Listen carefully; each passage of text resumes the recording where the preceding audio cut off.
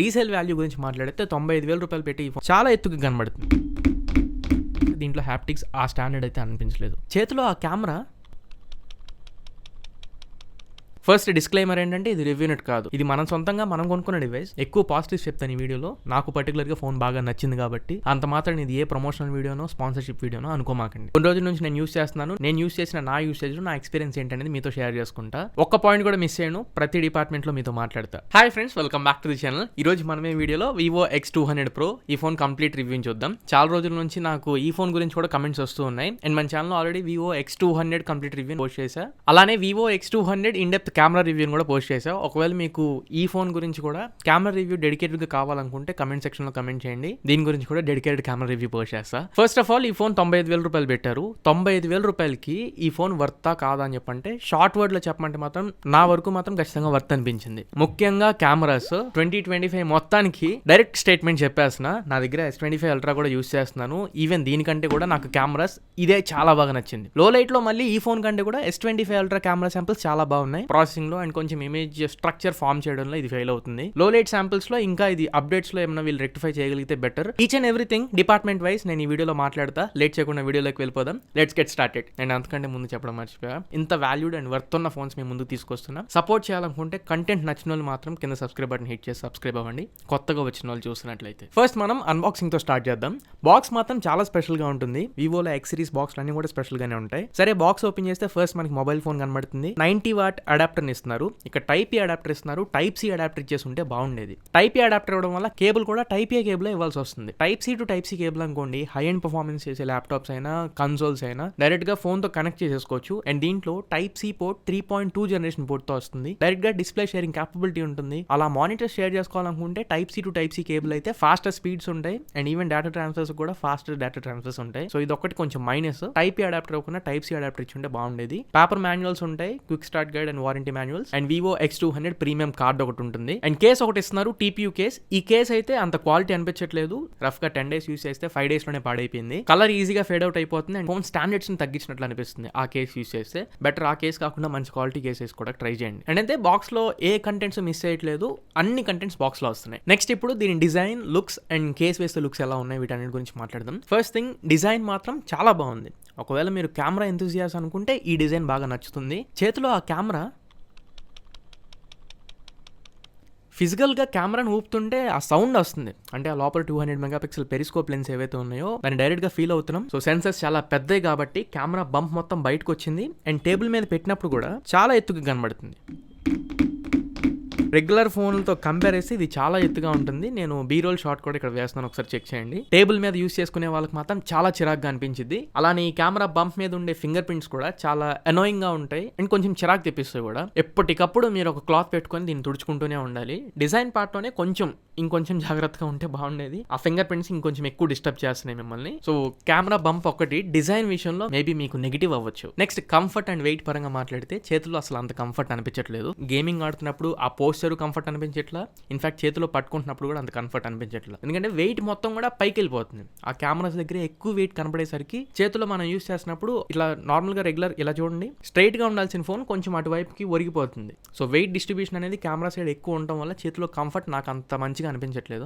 అంత గొప్పగా అనిపించట్లేదు. అండ్ బరువు కూడా ఇదేం తక్కువేం లేదు. మెటల్ బాడీస్ తో వస్తుంది, సాలిడ్ బిల్డ్ ఉంది కాబట్టి. వెయిట్ కూడా 228 గ్రామ్స్ తో వస్తుంది. 230 గ్రాములు అంటే చిన్న విషయం ఏం కాదు. చేతిలో మీకు చాలా హెవీగా అనిపించింది. కేస్ వేస్తే ఇంకా హెవీగా అనిపించింది. నెక్స్ట్ ఇప్పుడు మనం పర్ఫార్మెన్స్ అండ్ ప్రాసెసర్ గురించి మాట్లాడదాం. ఇందులో Dimensity 9400 MediaTek ప్రాసెసర్ వస్తుంది. 3.63 GHz ప్రైమరీ క్లాకింగ్ స్పీడ్ ఉంటుంది. కెమెరాస్ ఓరియంటెడ్ తీసుకొచ్చారు కదా, పర్ఫార్మెన్స్ అంతేం ఉండదేమో అని చెప్పి నేను అనుకున్నాను. పర్ఫార్మెన్స్ అయితే దీంట్లో టూ గుడ్ ఉంది. స్నాప్డ్రాగన్ 888 ప్రాసెసర్స్ ఏ రకంగా అయితే గేమింగ్ పర్ఫార్మ్ చేస్తున్నాయో సేమ్ రేంజ్ గేమింగ్ దీంట్లో కూడా నేను ఎక్స్పెక్ట్ చేశాను. నేను ఈ మాట ఎందుకు చెప్తానంటే ఆల్రెడీ 888 ప్రాసెసర్ ఉన్న ఫోన్స్ నేను రెండు నా దగ్గర ఆన్ టేబుల్ ఉన్నాయి, నేను యూస్ చేస్తున్నాను. సేమ్ లెవెల్ పర్ఫార్మెన్స్ నాకు Dimensity 9400 అంటే ఈ ఫోన్ లో కూడా నాకు వచ్చింది. అఫ్ కోర్స్ Antutu స్కోర్స్ లో 888 ప్రాసెసర్ ఉన్న ఫోన్స్ ఎక్కువ పర్ఫార్మ్ చేస్తాయి. ఇందులో Antutu స్కోర్ వీట్ అంత రావట్లేదు. ఈవెన్ CPU థ్రాటిల్ టెస్ట్ కూడా ఇది వీటికంటే కొంచెం తక్కువగానే వస్తుంది. కాకపోతే రియల్ లైఫ్ లో నేను చెక్ చేసినప్పుడు ఎక్కడ దీనికి పెద్ద డిఫరెన్స్ ఏమనిపించట్లా. సో ఈ Antutu scores, CPU throttling real life లో మనకి ఎక్కువ ఉపయోగపడవు కాబట్టి పర్ఫార్మెన్స్ పరంగా మాత్రం దీనికి ఖచ్చితంగా నేను పాయింట్ ఇస్తున్నా. నేను దీంట్లో BGMI గేమ్ ఎక్కువ ఆడాను. 120 FPS సపోర్ట్ ఉంది. స్మూత్ అల్ట్రా ఎక్స్ట్రీమ్ వరకు సపోర్ట్ ఉంది. బట్టర్ స్మూత్ ఎక్స్పీరియన్స్ ఉంది దీంట్లో. ఇనీషియల్ గా గేమ్స్ ఆడుతున్నప్పుడు నేను కెమెరాస్ ఎక్కువ యూస్ చేసి ఫోన్ కొంచెం వార్మ్ గా ఉన్నప్పుడు నేను గేమ్స్ అనేది స్టార్ట్ చేశాను. విపరీతమైన ల్యాగ్స్, ఫ్రేమ్ డ్రాప్స్ నేను అబ్జర్వ్ చేశాను. వాస్తవంగా చెప్తున్నాను కదా, ఫ్రేమ్ డ్రాప్స్, ల్యాగ్స్ మీరు లాంగ్ టర్మ్ లో ఆడితే మాత్రం దీంట్లో ఎక్స్పీరియన్స్ చేయొచ్చు. 80 ప్రాసెసర్ ఉన్న ఫోన్స్ లో మీకు ఆ ఫ్రేమ్ డ్రాప్స్, ల్యాగ్స్ ఉండవు. ఇందులో కొంచెం మీడియాటెక్ ప్రాసెసర్ కాబట్టి మేబీ అలా ఉండొచ్చు. మేబీ సాఫ్ట్వేర్ అప్డేట్ లో వీళ్ళు ఫిక్స్ చేస్తారేమో. కాకపోతే ఆడగా మాత్రం పర్ఫార్మెన్స్ చాలా స్మూత్ ఉంది. గేమ్స్ కోసం కూడా ఈ ఫోన్ మీరు కన్సిడర్ చేయవచ్చు. కాకపోతే మేజర్ కాన్, చేతిలో ఆ పోస్చర్ అండ్ ఫార్మ్ ఫ్యాక్టర్ అసలు సూట్ అవ్వదు గేమర్స్ కి. ఫస్ట్ ఈ కెమెరా బంపే మిమ్మల్ని చాలా డిస్టర్బ్ చేస్తుంది. చేతిలో పట్టుకోవడానికి అంత సూటబుల్ అనిపించదు గేమ్స్ ఆడుకునే వాళ్ళకి. అండ్ 4 ఫింగర్ క్లా ఆడే వాళ్ళకైతే చాలా ఇబ్బంది అనిపించింది. నా మిడిల్ ఫింగర్ మొత్తం క్రాస్ చేసినా గానీ ఈ కెమెరా లేఅవుట్ కిందకి వెళ్ళట్లేదు నా వేలు, అంత పెద్దగా ఉంది camera layout. Next RAM and Rome configurations, multi tasking వీటి గురించి మాట్లాడితే ఇందులో 16GB RAM 512GB variant single variant తో వస్తుంది. ర్యామ్ ఏమో LPDDR5X కాన్ఫిగరేషన్ తో, స్టోరేజ్ ఏమో UFS 4.0 స్టోరేజ్ టైప్స్ వస్తున్నాయి. Latest RAM and Rome storage types.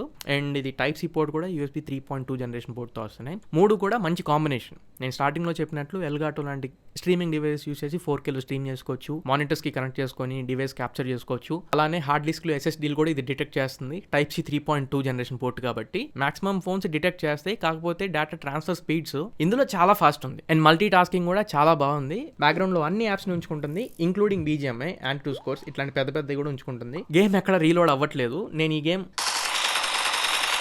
Game పెట్టి కూడా 3-4 hours అవుతుంది. ఇక్కడ మీరు చెక్ చేయవచ్చు, గేమ్ ఆల్రెడీ అయిపోయింది. ఇప్పుడు ఎగ్జిట్కి వెనక్కి వెళ్ళమంటుంది. కాకపోతే రీలోడ్ అవ్వలేదు. ఎక్కడైతే నేను పాజ్ చేశానో అక్కడ నుంచే మళ్ళీ ప్లే అవుతుంది. అన్ని యాప్స్ని మెమరీలో ఉంచుకుంటుంది. అండ్ ఏది కూడా స్టార్టింగ్ నుంచి ఓపెన్ అవ్వట్లేదు. Antutu స్కోర్ యాప్ కూడా అక్కడ నుంచి కంటిన్యూ అవుతుంది. సో మల్టీ టాస్కింగ్ పరంగా మీకు ఇబ్బంది లేదు. ఈ లెవెల్లో పర్ఫామ్ చేస్తుంది కాబట్టి డే టు డే యాక్టివిటీస్ కూడా ఇది మీకు మంచిగా పర్ఫామ్ చేసింది. నెక్స్ట్ ఇంకా networking, signal reception and wifi speeds పరంగా మాట్లాడితే చాలా రోజుల తర్వాత మళ్ళీ నేను ఈ ఫోన్లో VoNR సపోర్ట్ చూశాను. జియో సిమ్ని చెక్ చేసా, ఎయిర్టెల్ సిమ్ని చెక్ చేసా. Voice over new radio VoNR support అయితే దీంట్లో కనబడుతుంది. రీసెంట్ గా వచ్చిన OnePlus 13, OnePlus 13R ఈ 2 ఫోన్స్ లోనే నాకు VoNR సపోర్ట్ అయితే కనపడలేదు. బట్ దీంట్లో మాత్రం VoNR సపోర్ట్ అయితే కనబడుతుంది. అలానే డైలర్, స్టాక్ డైలర్ తో వస్తుంది. మీరు కావాలనుకుంటే కాల్స్ రికార్డ్ చేసుకుంటున్నప్పుడు ఎక్కడ అనౌన్స్మెంట్స్ అయితే ఇవ్వదు. అనౌన్స్మెంట్స్ లేకుండా మీరు కాల్స్ రికార్డ్ చేసుకోవచ్చు. బట్ మెసేజ్ యాప్ మాత్రం గూగుల్ మెసేజింగ్ యాప్ తో వస్తుంది. ఇది కాకుండా ఇంకా కాల్స్ మాట్లాడుకునేటప్పుడు కాల్స్ డ్రాప్ అవడం కానీ, సిగ్నల్ ఇష్యూస్ కానీ ఇట్లాంటివి ఏమీ ఫేస్ చేయలేదు. 17 5G బ్యాండ్స్ తో వస్తుంది కాబట్టి ప్రాపర్ నెట్వర్క్ ఉంది. నెక్స్ట్ ఇంకా NFC, IR బ్లాస్టర్ ఈ 2 ఉన్నాయి ఫోన్స్ లో. IR బ్లాస్టర్ తో మీరు రిమోట్ కంట్రోల్ తో యాక్సెస్ చేయొచ్చు.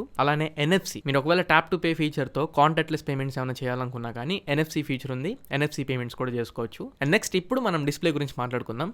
ఇందులో 6.78 inch 1.5K resolution LTPO panel డిస్ప్లేతో వస్తుంది. 120Hz రీఫ్రెష్ రేట్ ఉంటుంది. 1 బిలియన్ కలర్స్ ని ప్రొడ్యూస్ చేయగలదు.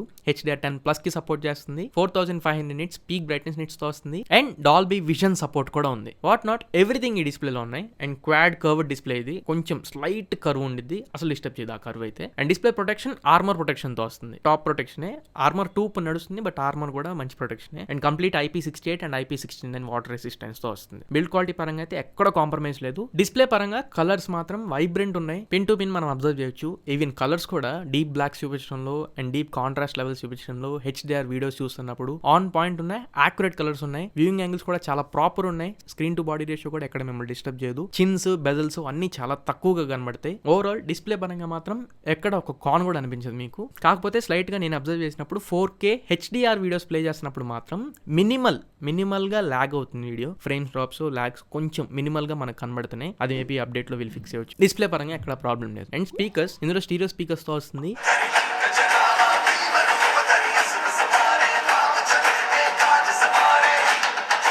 గేమ్స్ ఆడుకునేటప్పుడు కూడా స్పీకర్స్ సపరేషన్ చాలా బాగుంది. అండ్ లోకల్ మ్యూజిక్ నేను ప్లే చేసినప్పుడు కూడా స్టీరియో స్పీకర్ సపరేషన్ బాగుంది. 50% డిస్ట్రిబ్యూషన్ ఉంది వాల్యూమ్ లో. అండ్ వాల్యూమ్ ప్రీమియంనెస్ కూడా బాగుంది. X200 కి దీనికి చాలా డిఫరెన్స్ ఉంది. డిస్ప్లేలో అయినా స్టీరియో స్పీకర్స్ పరంగా అయినా చాలా డిఫరెన్స్ ఉంది. బట్ ఒకటి డాల్బీ విజన్ స్క్రీన్ కు ఉంది, బట్ స్పీకర్స్ కి డాల్బీ అట్మోస్ లేదు. అండ్ ఇంకా నెక్స్ట్ పాయింట్ కొంచెం హ్యాప్టిక్స్ గురించి మాట్లాడాలనుకుంటున్నా. 95,000 అంటే ₹1,00,000 ఫోను. హ్యాప్టిక్స్ అయితే నాకు అరౌండ్ ఒక 30,000లో అండ్ 40,000లో వీళ్ళకి Vivo V40, V50 సిరీస్ దొరుకుతూ ఉంటాయి కదా. ఆ ఫోన్ లో ఎలా అయితే హ్యాప్టిక్స్ ఉన్నాయో సేమ్ అలానే అనిపించింది. నా టేబుల్ మీద ఉన్న అదర్ రిమైనింగ్ బ్రాండ్స్ ఇప్పుడు S25 Ultra కానీ, iQOO 13 కానీ ఈ హ్యాప్టిక్స్ తో కంపేర్ చేస్తే దీంట్లో హ్యాప్టిక్స్ ఆ స్టాండర్డ్ అయితే అనిపించలేదు. కొద్దిగా హ్యాప్టిక్స్ పరంగా ఇంకా ప్రీమియం కొంచెం రిచ్ గా తీసుకొస్తే బాగుండేది అనిపించింది. అరౌండ్ 1 lakh ఇన్వెస్ట్ చేస్తున్నాం కాబట్టి. నెక్స్ట్ ఇప్పుడు మెయిన్ డిపార్ట్మెంట్ కెమెరాస్ గురించి మాట్లాడదాం. ఇందులో 50 megapixel primary camera, 50 megapixel ultra wide angle camera and 200 megapixel periscope telephoto lens తో వస్తున్నాయి. 2x, 3x, 5x and 10x, 30x లో కూడా మనం ఫోటోస్ తీసుకోవచ్చు. అన్నింట్లో కూడా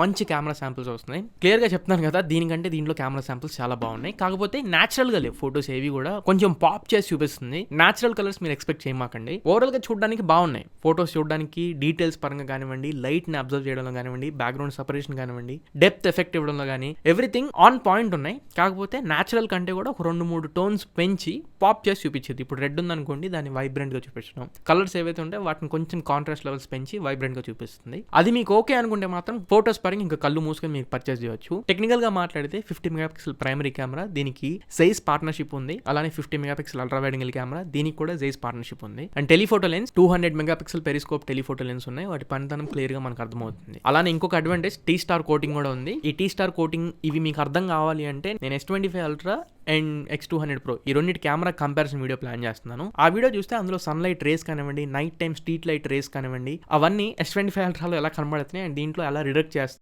టీ స్టార్ కోటింగ్ మనకి ఏ లెవెల్లో ఉపయోగపడుతుందని చెప్పనేది క్లియర్గా మనకు అర్థమవుతుంది. Overall Zeiss partnership and T star coating block buster combination ఈ ఫోన్లో. నేను ఇంత ఎక్కువగా చెప్తున్నానని చెప్పని అనుకోమాకండి. ఫోటో శాంపిల్స్ కూడా ఇక్కడ వేస్తున్నాను, చెక్ చేయండి. అండ్ ఇక్కడ వేసే ఫోటో శాంపిల్స్ చాలా తక్కువ. నేను కెమెరా రివ్యూ డెడికేటెడ్గా చేస్తా, అక్కడ ఎక్కువగా మాట్లాడతాను. ఈ వీడియోలో కొంచెం తక్కువ మాట్లాడతా కెమెరాస్ గురించి, బట్ వెర్డిక్ట్ అయితే చెప్పేస్తాను కెమెరాస్ ఎలా ఉన్నాయి అనేది. ఓవరాల్గా డే లైట్లో మాత్రం సెంట్ మార్క్స్ ఇచ్చేస్తాను నేను కెమెరాస్కి. Out of 5 4.9 ఇచ్చేసేవచ్చు. ఆ నాట్ మాత్రం కొంచెం షాడోస్ దగ్గర అండ్ సేమ్ డైరెక్షన్ లైట్లో ఉన్నప్పుడు కొంచెం మిస్ చేస్తుంది. ఆ ప్లేసెస్ లో S25 అల్ట్రా కొంచెం బెటర్ పర్ఫార్మ్ చేస్తుంది. సో 4.9 ఇవ్వచ్చు అవుట్ ఆఫ్ 5 దీనికి. అండ్ ఇంకా front facing camera day light లో మాట్లాడుకుంటే అదర్ ఫోన్స్ ఏవేవి ఉంటే వాటన్నిటికంటే ఫ్రంట్ కెమెరా కూడా బాగానే పర్ఫార్మ్ చేస్తుంది. అండ్ వీడియో రికార్డింగ్ క్యాపబిలిటీస్ ఇందులో 8K 30 frames లో రికార్డ్ చేయొచ్చు అండ్ 4K 120 FPS లో రికార్డ్ చేయొచ్చు. 4K 120 FPS ఆప్షన్ అనేది చాలా ప్లస్ పాయింట్ దీనికి. అలానే 4K 60 FPS నార్మల్ వీడియో కూడా రికార్డ్ చేసుకోవచ్చు. బట్ నార్మల్ వీడియోతో పాటు 4K 60 FPS రెజల్యూషన్ లోనే డాల్బీ విజన్ సపోర్ట్ కూడా ఉంది. దీంట్లో మీరు వీడియోస్ డాల్బీ విజన్ లో కూడా రికార్డ్ చేసుకోవచ్చు. ఐఫోన్స్ లో మనం చూస్తాం 15 సిరీస్ 16 సిరీస్ లో డాల్బీ విజన్ కంపాటబిలిటీ, ఇందులో మీకు డాల్బీ విజన్ సపోర్ట్ ఉంది. సో డాల్బీ విజన్ సపోర్ట్ ఇవ్వడం కూడా చాలా plus point. Stabilisation mode on చేస్తే మాత్రం మీకు 2.5K రెజల్యూషన్ కి డ్రాప్ అయిపోయింది. 4K లో మీరు వీడియోస్ రికార్డ్ చేయలేరు స్టెబిలైజేషన్ వీడియోస్ లో. అది కాకుండా OIS మీద మనం డిపెండ్ అయ్యి స్టెబిలైజ్డ్ వీడియోస్ రికార్డ్ చేద్దామంటే S25 అల్ట్రాతో ఇది కంప్లీట్ చేయలేకపోతుంది. S25 అల్ట్రాలో ఇంకా స్టేబుల్డ్ వీడియోస్ వస్తున్నాయి. మీరు ఒకవేళ నడుచుకుంటూ బ్లాగ్స్ లాంటివి ఏమైనా రికార్డ్ చేసుకోవాలనుకుంటే ఇందులో కొంచెం స్టెబిలిటీ మిస్ అవుతుంది. అండ్ ఇంకా లో లైట్కి వచ్చేసేటప్పటికి నాకు 4 ఎక్కువ అనిపించింది అవుట్ ఆఫ్ 5. లైట్ ఎక్కువ ఉన్నా కానీ కలర్స్ ని కొంచెం ఎక్కువ పాప్ చేస్తుంది డే లైట్ లో కంటే కంపేర్ చేస్తే. అండ్ ఫేస్ మీద ఉండే డీటెయిల్స్ ని, స్ట్రక్చర్ ని ఎక్కువగా అంటే డే లైట్ లో తీసుకున్నంత ఎక్కువగా తీసుకోలేకపోతుంది. లో లైట్ లో కొంచెం S25 అల్ట్రా బెటర్ పర్ఫార్మ్ చేస్తుంది అనిపించింది. But most of the scenarios లో దానికంటే ఇదే పర్ఫార్మ్ చేస్తుంది అనుకోండి. బట్ కొన్ని మెయిన్ ఫోటోస్ లో నాకు ఇది కొంచెం ఇంకా ఇంప్రూవ్ అయితే బాగుంది అనిపించింది. రేటింగ్ చెప్తున్నా, దాన్ని బట్టి అర్థం చేసుకోండి. ఇంకా డీటెయిల్ గా నేను కెమెరా రివ్యూలో మాట్లాడతా. అవుట్ ఆఫ్ 5 లో లైట్ లో మాత్రం 4 ఇవ్వచ్చు, డే లైట్ లో మాత్రం అవుట్ ఆఫ్ 5 4.9 ఇవ్వచ్చు. బట్ కెమెరాస్ లో చిన్న కాన్ ఎక్కడ అంటే నాకు కెమెరాస్ ఎక్కువ యూస్ చేసినప్పుడు S25 అల్ట్రా చాలా బ్యాలెన్స్డ్ గా ఉంది. ఎక్కడ ఫోన్ హీట్ అయింది లేదు. ఈవెన్ వార్మ్ ఫీల్ కూడా నాకు ఎక్కడ రాలేదు. అంత బ్యాలెన్స్డ్ గా చేశారు S25 అల్ట్రాలో. బట్ ఇందులో కెమెరాస్ కొంచెం అగ్రెసివ్ గా యూస్ చేసినప్పుడు కొంచెం ఫోన్ హీట్ అవుతుంది. అంటే ఫోన్ కొంచెం వార్మ్ అవుతుంది చేతిలో, మీకు అది అర్థమైంది కూడా. ఈవెన్ కేస్ వేసినా కానీ నాకు కొంచెం వార్మ్నెస్ అనిపించింది. కెమెరా సెంట్రిక్ గా తీసుకొచ్చారు కాబట్టి కొంచెం థర్మల్స్ ని కెమెరాస్ యూస్ చేసినప్పుడు బ్యాలెన్స్డ్ గా ఉంచితే బాగుండేదేమో అనిపించింది. అలానే 100x జూమ్ చేసినప్పుడు కూడా S25 అల్ట్రాలో కొంచెం స్టేబుల్ గా ఉండిద్ది ఫోన్ అటు ఇటు కదుపుతున్నప్పుడు. అంటే ఇందులో అంత సటిల్డ్ గా ఉండిద్ది OIS సపోర్ట్ అనేది. ఇందులో 100x లో జూమ్ చేసినప్పుడు దీంతో కంపేర్ చేస్తే కొంచెం షేక్ అనేది ఎక్కువ కనబడుతుంది ఫోన్ అటు ఇటు కదిపినప్పుడు, ఆబ్జెక్ట్ ని కొంచెం ఫోకస్ చేస్తున్నప్పుడు. కొంచెం OIS విషయంలో దాంతో కంపేర్ చేస్తే ఇది కొంచెం సటిల్నెస్ తగ్గుతుంది. నెక్స్ట్ ఇప్పుడు మనం బ్యాటరీ గురించి మాట్లాడదాం. ఇందులో 6000 mAh బ్యాటరీని ఇస్తున్నారు, 90 వాట్ ఛార్జింగ్ బాక్స్ లో ఇస్తున్నారు. ఒక ఫుల్ వర్కింగ్ డే మీరు ఖచ్చితంగా యూస్ చేసుకోవచ్చు. ఈవెన్ మీరు కెమెరాస్ ఎంత హెవీగా యూస్ చేసినా కానీ ఖచ్చితంగా ఒక ఫుల్ వర్కింగ్ డే వచ్చేది. మీరు గేమింగ్ మరి కంటిన్యూస్ గా చేస్తే మేబీ చెప్పలేం, కానీ cameras and normal day to day activities daily usage చేస్తే మాత్రం 1 full working day compulsory. So 5000 mAh battery ఉన్న ఫోన్స్ తో కంపేర్ చేస్తే దీంట్లో ఒక 20% ఎక్కువ బ్యాటరీ మిగులుతుంది కాబట్టి మాక్సిమం ఒక ఫుల్ వర్కింగ్ డే మీరు ఎస్టిమేట్ చేసుకోవచ్చు. అండ్ ఫాస్ట్ ఛార్జింగ్ కూడా 90 వాట్ ఇస్తున్నారు. 120 వాట్ ఇచ్చిండే బాగుండేది iQOO 13 లో లాగా. But 90 what fair enough, 1 hour లోపలే ఫుల్ ఛార్జ్ అయిపోతుంది. బ్యాటరీ డిపార్ట్మెంట్ లో కూడా నో కంప్లైంట్స్. నెక్స్ట్ నాకు నచ్చింది ఈ ఫోన్ లో UI. దీని పరంగా మాట్లాడితే ఇది FuntoChoice 15 బేస్డ్ ఆన్ Android 15 తో వస్తుంది out of the box. Updates అయితే 4+5 years అప్డేట్ పాలసీతో వస్తున్నారు. 4 years మేజర్ ఆండ్రాయిడ్ అప్డేట్స్ వస్తాయి అండ్ 5 years సెక్యూరిటీ అప్డేట్స్ వస్తాయి. అప్డేట్స్ పరంగా ఎక్కడ ప్రాబ్లం లేదు. బట్ నాకు అనిపించిన ప్రాబ్లం ఎక్కడ అంటే 95,000 అంటే దగ్గర ₹1,00,000 పెడుతున్నాము. నాకైతే ఎక్కడ ఆ ఫీల్ లోపల ఫోన్ యూస్ చేస్తున్నప్పుడు నాకు అనిపించట్లేదు. V40 యూస్ చేసినప్పుడు నాకు ఏ ఫీల్ అయితే ఉంటుందో సేమ్ దీంట్లో కూడా అదే ఫీల్ వస్తుంది, ఇంక్లూడింగ్ హ్యాప్టిక్స్. అండ్ iQOO 13 50,000లో ఉంది. V40 పక్కకు పెట్టేసేయండి, 50,000లో నాకు iQOO 13 ఎలా యూస్ చేస్తున్నాను ఇంటర్నల్ గా సేమ్ ఫీల్ నాకు ఇందులో అవైలబుల్ గా ఉంది. ఇప్పుడు ఎగ్జాంపుల్ నేను కంపేర్ చేస్తున్నానని చెప్పి అనుకోమాకండి. ఇప్పుడు సామ్సంగ్ ఒక 30-40,000లో A సిరీస్ ఫోన్ యూస్ చేసి అండ్ ₹1,00,000 మీరు S25 అల్ట్రా యూస్ చేస్తే ఆ డిఫరెన్స్ ని మీరు ఈజీగా నోటీస్ చేస్తారు. ఈవెన్ దో UI ఒకటే అయినా కానీ ఆ ఫీల్ మనకి అర్థమవుతూ ఉంటుంది. ఇందులో ఇందులో నాకు ఎక్కడ అనిపించట్లేదు. అండ్ ఆ పాపప్స్ కూడా ఎగ్జాంపుల్ వీళ్ళ వివో యాప్ స్టోర్ నుంచి వచ్చే popups, easy share sharing app నుంచి వచ్చే పాపప్స్, అండ్ గ్లోబల్ సర్చ్ నుంచి వచ్చే పాపప్స్ అండ్ సజెషన్స్, ఇవన్నీ రికమెండేషన్స్ ఎక్కువ అయిపోతున్నాయి. కొద్దిగా అవన్నీ తగ్గించాలి. ₹1,00,000 పెడుతున్నప్పుడు clean Android, clean UI expect చేస్తారు. అండ్ ఫోన్ కూడా కొంచెం డీసెంట్ గా ఉంటే బాగుంటుంది. గలాటాగా ఉంది. ఇదే బడ్జెట్ లో మీకు యాపిల్ డివైస్ వస్తాయి, పిక్సెల్ ఫోన్స్ వస్తాయి, సామ్సంగ్ ఫోన్స్ వస్తాయి, హై ఎండ్ ఫోన్స్, అలానే OnePlus ఫోన్స్ కూడా వస్తాయి. వీటన్నింటిలో యూఐ మీకు స్టాండ్అవుట్ అయిపోయి ఉంటుంది. అండ్ ఆ ఎక్స్పీరియన్స్ కూడా మీరు ఒక రిచ్ ఫోన్ యూస్ చేస్తున్నారు, ₹1,00,000 ఫోన్ యూస్ చేస్తున్నారన్న ఫీల్ అవి ఇస్తాయి. ఇందులో మీకు యూఐ పరంగా అది ఇవ్వట్లేదు. నా కానల్లా యూఐ ఒకటి వీళ్ళు వివో ఎక్స్ సిరీస్ కి కొంచెం డిఫరెంట్ గా ప్లాన్ చేస్తే బెటర్ ఏమో అనిపించింది. అది కాకుండా ఇంకా యూఐ లో కస్టమ్ ఫీచర్స్ అన్ని ఉన్నాయి. దీంట్లో యాప్ లాక్ కానీ, ప్రైవేట్ ఫీచర్స్ కానీ, హిడెన్ యాప్స్ కానివ్వండి, హిడెన్ ఫోల్డర్స్, ఎవ్రీథింగ్ అన్ని కస్టమ్ ఫీచర్స్ ఉన్నాయి. నెక్స్ట్ ఇంకా రీసేల్ వాల్యూ గురించి మాట్లాడితే ₹95,000 పెట్టి ఈ ఫోన్ పర్చేస్ చేశారనుకోండి, రీసేల్ చేసేటప్పుడు అంత అమౌంట్ మీరు అసలు ఎక్స్పెక్ట్ చేయొద్దు. ఈజీగా 1 year లోపల మీరు ఫోన్ అమ్మేసినా కానీ మాక్సిమం 65% అమౌంట్ వస్తాయి అంతే. ఎంతకు మించి వివోకి ఎక్కువ రీసేల్ వాల్యూ లేదు. అండ్ ₹1,00,000 చాలా మంది